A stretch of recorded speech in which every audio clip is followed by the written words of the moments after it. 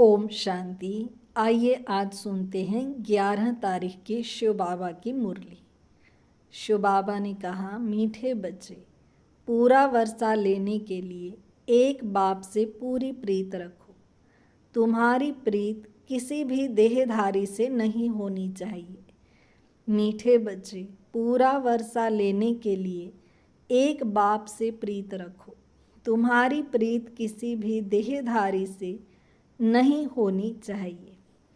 प्रश्न, जो अपने दैवी संप्रदाय के होंगे उनके सामने कौन से अक्षर घूमते रहेंगे? जो अपने दैवी संप्रदाय के होंगे उनके सामने कौन से अक्षर घूमते रहेंगे? उत्तर, जब तुम उन्हें बताएंगे कि बाप को याद करने से विकर्म विनाश होते हैं और देवी देवता धर्म की स्थापना होती है, तो यह अक्षर उनके सामने घूमते रहेंगे। उनकी बुद्धि में आएगा, हमें देवता बनना है, इसलिए हमारा खान पान शुद्ध होना चाहिए। गीत। भोलेनाथ से निराला कोई और नहीं। ओम शांति। भोलेनाथ के बच्चे सुन रहे हैं। किससे? भोलानाथ से। भोलानाथ शिव को ही कहा जाता है, उनका नाम ही शिव है। भोलानाथ के बच्चे अर्थात शिव के बच्चे आत्माएं सुन रही हैं इन कानों से। अभी तुम बच्चे आत्म अभिमानी बने हो। बच्चे टेप पर भी मुरली सुनते हैं, जो तो समझते हैं शिव बाबा हमको अपना परिचय देते हैं। मैं सभी आत्माओं का बाप हूँ, जिसको तुम परम पिता, परम आत्मा यानी परमात्मा कहते हो। उनको सदैव फादर ही कहते हैं। कौन कहते हैं कि वह फादर है? आत्मा। आत्मा को अब ज्ञान मिला है और कोई मनुष्य मात्र को यह ज्ञान नहीं है। हम आत्मा को दो बाप हैं, एक साकार, एक है निराकार। वह परम पिता है, यह समझानी और कोई दे न सके। बाप के सिवाय और कोई यह पूछ न सके। बाप ही पूछते हैं। तुम जो कहते हो परम पिता परमात्मा, गॉड फादर, वह तुम किसके लिए कहते हो? क्या लौकिक बाप के लिए व पारलौकिक बाप के लिए? लौकिक फादर को गॉड फादर कहेंगे। हिंदी में अक्षर भी हैं। परम पिता, वह तो एक ही निराकार है। ईश्वर, प्रभु व भगवान कहने से बाप सिद्ध नहीं होता। गॉड फादर अक्षर अच्छा है। आत्मा ने कहा, वह हमारा गॉड फादर है। लौकिक फादर तो सिर्फ शरीर का बाप है। तुम सब से पूछा जाता है, तुमको कितने फादर्स हैं? एक है लौकिक, दूसरा है पारलौकिक। दोनों में बड़ा कौन? जरूर कहेंगे पारलौकिक फादर। उनकी महिमा है सब पतितों को पावन बनाने वाला पारलौकिक बाप। यह भी अभी तुम समझते हो, दुनिया में यह कोई भी नहीं समझते। बाप ने समझाया है, तुमको पारलौकिक बाप से प्रीत है। औरों की है विनाश काले विपरीत बुद्धि। विनाश का अभी समय है, वही महाभारत की लड़ाई अब लगनी है। एरोप्लेन, टैंक्स आदि एक दो को सप्लाई कर रहे हैं, सबको देते जाते हैं। पैसे से जिसको जो चाहे उनको देते जाते हैं, उधार पर भी लेते हैं। तो प्लेन, बारूद आदि यह सब खरीद करते हैं। यह सब चीज़ें बड़ी महंगी होती हैं। विलायत वाले बनाते हैं, वह फिर बेचते रहते हैं। भारतवासी थोड़े ही एरोप्लेन आदि बेचते हैं। यह सब चीज़ें बाहर से आई हुई हैं। अब जो चीज़ खरीद करेंगे सो ज़रूर काम में लाएंगे, फेंकने के लिए थोड़े ही लेंगे। वह है विनाश काले विपरीत बुद्धि यादव संप्रदाय, जो यूरोप में रहते हैं। उसमें सब आ गए। भारत तो अविनाशी खंड है, क्योंकि अविनाशी बाप का बर्थ प्लेस है। बाप आते ही तब हैं। जब पुरानी दुनिया ख़त्म होनी है और जन्म वहाँ लेते हैं जहाँ कभी ख़त्म नहीं होना है। बाप आया था तब तो शिव जयंती मनाते हैं, परंतु उन्हों को यह पता नहीं है कि शिव बाबा कब आते हैं। आते भी उस समय हैं जबकि विनाश के लिए तैयारियां हो रही हैं। अब बाप कहते हैं वह है यूरोपवासी यादव संप्रदाय जो सतयुग में होते नहीं, न बौद्धि न क्रिश्चियन होते हैं।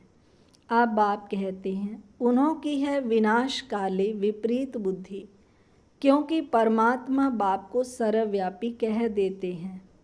तुम हो विनाश काले प्रीत बुद्धि, तुम बाप को जानते हो, तुम समझते हो हमने 84 जन्म लिए हैं। 84 जन्मों में पाप आत्मा तमो प्रधान बन गए हैं। भारतवासियों ने ही 84 जन्म लिए हैं। अब नाटक पूरा होता है, सबको वापस जाना है। तुमको बाप राजयोग सिखा रहे हैं। ये है सबकी कयामत का समय, अर्थात मौत का समय। तो उन यादवों की भी ईश्वर से प्रीत है, इसलिए विनाश काले विपरीत बुद्धि कहा जाता है। कोई भी देहधारी मनुष्य से प्रीत नहीं लगानी है, वह तो है रचना, उनसे वर्षा मिल न सके। भाई को भाई से वर्षा थोड़े ही मिलता है, यह तो अच्छी रीति से समझाया है। तुम बच्चे अभी समझते हो, उनकी है विनाश काले विपरीत बुद्धि और तुम्हारी है प्रीत बुद्धि। इसमें भी जो तीव्र प्रीत वाले हैं, बाप से पूरी प्रीत रखते हैं। हम बाबा से 21 जन्म स्वर्ग का वर्षा लेते हैं, वह बाबा ही सत्य बताते हैं और कोई से प्रीत नहीं रखनी है। जब नया मकान बनाते हैं तो फिर मकान से प्रीत लग जाती है। समझा जाता है पुराना मकान टूट जाना है, तो अभी भी पुरानी दुनिया से दिल तोड़ते जाते हैं। बाप समझाते हैं दिन प्रतिदिन वायुमंडल खराब होता जाएगा। देखते हो कितने हंगामे होते हैं, तो समझेंगे कि बस अभी यह खलास होते हैं। हमको जाना है नई दुनिया में, तो नई दुनिया को याद करना पड़े। बेहद के बाप और वर्षे को याद करना है, और कोई को याद करने से कुछ मिलेगा नहीं। मनुष्य भक्ति मार्ग में तो कितना याद करते हैं। माँ बाप मित्र संबंधियों को याद करते हुए भी फिर देवी देवताओं को कितना याद करते हैं। पानी में स्नान करते हैं, उनको पतित पावनी कहते हैं। दिखाते हैं तीर मारा और गंगा निकल आई, गंगा जल मुख में देते हैं। समझते हैं थोड़ा भी गंगा जल मिलने से मुक्ति को पा लेंगे। बाप कहते हैं यहाँ है ज्ञान की बातें, तुम थोड़ा भी ज्ञान सुनते हो तो फल मिल जाता है। यह ज्ञान सुनने की बात है, अमृत पीने की चीज़ नहीं है, यह नॉलेज है। ऐसे नहीं समझो कि भोग के दिन अमृत पिलाते हैं, नहीं, वह तो मीठा पानी है। बाकी ये है ज्ञान की बात। ज्ञान अर्थात बाप और सृष्टि के आदि मध्य अंत को जानना। यह सृष्टि चक्कर कैसे फिरता है, कौन 84 जन्म लेते हैं, सब तो ले न सके। पहले पहले भारतवासी ही आते हैं, वही पूरे 84 जन्म लेते हैं। जो देवता थे वही 84 जन्म भोग पतित बन जाते हैं। बाप आकर फिर कांटों से फूल बनाते हैं। मनुष्य देह अभिमान में आकर 5 विकारों में फंस पड़ते हैं। अब है रावण राज्य, सतयुग था दैवी राज्य। शिव बाबा ही स्वर्ग की पूरी रचते हैं। सूर्यवंशी लक्ष्मी नारायण का राज्य था। अभी तुम जानते हो स्थापना हो रही है। तुम्हारी विनाश काले प्रीत बुद्धि है, इसलिए विजयी हैं। सारे विश्व पर तुम विजय पाते हो। यह अच्छी रीति याद रखना है। हम भारतवासी जो अभी कलयुग में हैं, सो फिर बदल कर स्वर्ग में जाएंगे। पुरानी दुनिया को छोड़ना है। यह विकारी संबंध, इसको बंधन कहा जाता है। तुम विकारी बंधन से निकल निर्विकारी संबंध में जाते हो। फिर दूसरे जन्म में तुम विकारी बंधन में नहीं आएंगे। वहाँ है ही निर्विकारी संबंध। इस समय आसुरी बंधन है। आत्मा कहती है हमारी शिव बाबा से प्रीत है। तुम ब्राह्मणों की प्रीत है क्योंकि यथार्थ रीति जानते हो। बाप को सृष्टि चक्र को जान, तुम फिर औरों को समझाते हो। जितना जो औरों को समझाएंगे तो बहुतों का कल्याण करेंगे। जो जास्ती समझते हैं वही होशियार हैं। ऊंच पद भी वही पाते हैं। सर्विस कम करते हैं तो पद भी कम पाएंगे। पतित तो सारी दुनिया है। हर एक को पतित से पावन होने का रास्ता बताना है और कोई उपाय नहीं है। याद से ही विकर्म विनाश होंगे। जो देवी संप्रदाय के हैं उनके सामने यह अक्षर गूंजेंगे, समझेंगे यह तो ठीक बात है। बरोबर हम देवी देवता बनते हैं। हमारा भोजन भी शुद्ध चाहिए। दैवी गुण भी यहाँ धारण करने हैं। सर्वगुण संपन्न बनना है। अभी तुम बन रहे हो। यह लक्ष्मी नारायण देवताएं हैं। इनको भोग लगाते हैं तो क्या सिगरेट आदि का भोग लगाते हैं? सिगरेट पीने वाला ऊंच पद पा नहीं सकता। यह कोई दैवी चीज़ नहीं है। सिगरेट पिएंगे व लहसुन प्याज आदि खाएंगे तो और ही गिर जाएंगे। कहते हैं यह छोड़ने से तबीयत खराब हो जाती है। बाप कहते हैं शिव बाबा को याद करो। यह आदतें सब छोड़ दो तो तुम्हारी सद्गति होगी। सिगरेट की आदत तो बहुतों में रहती है, समझानी दी जाती है।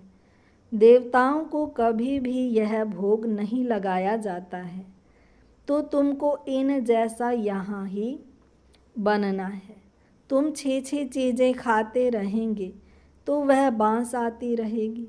सिगरेट व शराब पीने वालों से दूर से ही बांस आती है। तो तुम बच्चों को दैवी गुण धारण करने हैं। वैष्णव बनना है जैसे विष्णु की संतान। तुम विष्णु अर्थात दैवी संतान बनते हो। यहाँ हो तुम ईश्वरीय संतान। यह तुम्हारा सर्वोत्तम जन्म है। देवताओं से भी उत्तम तुम हो। तुम औरों को भी उत्तम बनाने वाले हो। यह है बेहद के बाप की मिशनरी। क्रिश्चियन लोगों की मिशनरी होती है ना, अपने क्रिश्चियन धर्म में बहुतों को कन्वर्ट करते हैं। यह है ईश्वरीय मिशनरी। तुम शूद्र से ब्राह्मण धर्म में कन्वर्ट हो, फिर देवता धर्म में कन्वर्ट हो जाते हो। तुम जानते हो हम शूद्र से अब ब्राह्मण बने हैं। तुम जीते जी मरे हो, फिर जाकर देवता बनेंगे। गर्भ से जन्म मिलेगा। यहाँ तुमको बाप ने धर्म का बच्चा बनाया है, धर्मात्मा बनाने। बाप ने तुमको अपना बनाया है। बच्चों को बाप सिखलाते हैं। ब्राह्मण से फिर देवता बनते हैं। यह मनुष्य कितने ऊंचे हैं। इनमें सब दैवी गुण हैं। जब तुम आत्मा पवित्र बन जाएंगी तो फिर शरीर भी पवित्र चाहिए। पुराने शरीर खत्म होना है, फिर तुमको शरीर नया सतो प्रधान चाहिए। सतयुग में 5 तत्व भी सतो प्रधान बन जाएंगे। बाप कहते हैं तुम शूद्र वर्ण में थे, अब फिर ब्राह्मण वर्ण के बने हो, फिर दैवी वर्ण में आएंगे। 84 जन्म लेंगे ना। ब्राह्मण वर्ण को गुम कर दिया है। अब बाप शूद्र से ब्राह्मण बनाए, फिर देवता बनाते हैं। अब तुम ब्राह्मण हो चोटी, बाजोली होती है ना, अभी ब्राह्मण है, फिर देवता, अक्षत्रिय, फिर ब्राह्मण बनेंगे। इसको चक्र कहा जाता है। अभी तुम ब्राह्मण वर्ण में हो, यह नॉलेज अभी है, फिर तो प्रारब्ध मिल जाएगी, वहाँ सदा सुखी रहेंगे। 21 जन्म नंबरवार, इस समय के पुरुषार्थ अनुसार कोई राजाई घराने में, कोई प्रजा में जाएंगे। राजाई घराने में सुख बहुत है, फिर कलाएं कम होती हैं। तुमको 84 जन्मों का ज्ञान मिला है, स्मृति आई है। बाप आकर समझाते हैं, मीठे मीठे बच्चों, तुम्हारे अब 84 जन्म पूरे हुए हैं।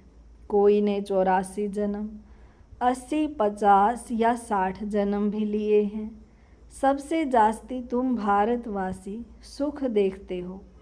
इस ड्रामा में तुम्हारा नाम बाला है। देवताओं से भी तुम ऊंचे हो।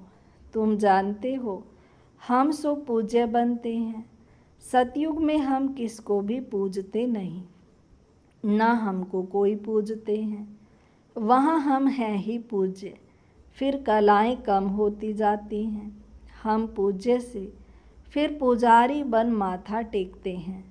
द्वापर में हम पुजारी बनना शुरू करते हैं।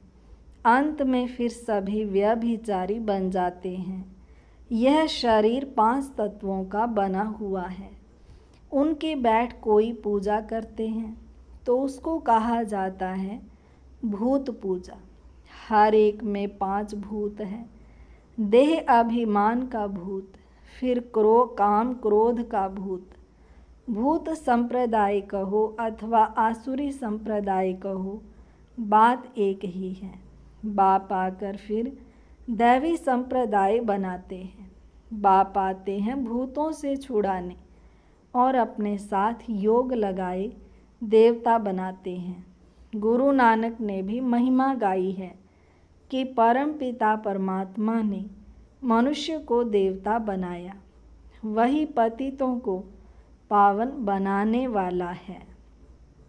अच्छा, मीठे मीठे सिक्के लधे बच्चों प्रति मात पिता बाप दादा का याद प्यार और गुड मॉर्निंग। रूहानी बाप की रूहानी बच्चों को नमस्ते। हम रूहानी बच्चों की रूहानी बाप दादा को नमस्ते बाबा, नमस्ते, शुक्रिया बाबा, शुक्रिया। धारणा के लिए मुख्य सार।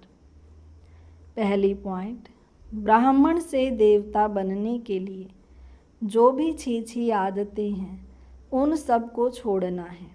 शूद्रों को ब्राह्मण धर्म में कन्वर्ट कर देवता बनाने के लिए ईश्वरीय मिशन के कार्य में सहयोगी बनना है। शराब, सिगरेट या जो भी गंदी आदतें हैं वह निकाल देनी है। दूसरी पॉइंट, इस विनाश काल के समय में एक बाप से सच्ची प्रीत रखनी है। पुराना मकान टूटने वाला है, इसलिए इससे दिल निकाल नए से लगानी है। आज का वरदान, श्रेष्ठ कर्म द्वारा सिमरण योग्य बनने वाले योग युक्त युक्ति युक्त भाव। श्रेष्ठ कर्म द्वारा सिमरण योग्य बनने वाले योग युक्त युक्ति युक्त भाव।